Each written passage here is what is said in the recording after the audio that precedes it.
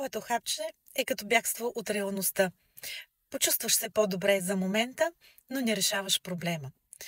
Ако си под стрес и има човек или има хора около теб, които през цялото време те държат в този стрес, ако си чувстваш, че не си на мястото си и го преживяваш всичко това, и отиваш на лекар, защото не можеш да спиш, не можеш да се концентрираш, чувстваш се уморена, чувстваш, че изпадаш в паника, изписват ти лекарство.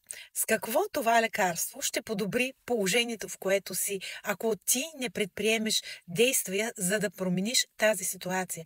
Ако ти не се махнеш от тези хора, ако не вземеш решение да прекратиш този тормоз, ако не вземеш решение и да направиш така, че да премахнеш проблема, защото безсънието, нервите, стреса, всичко това е симптом на проблема, който имаш, а лекарството действа върху симптома.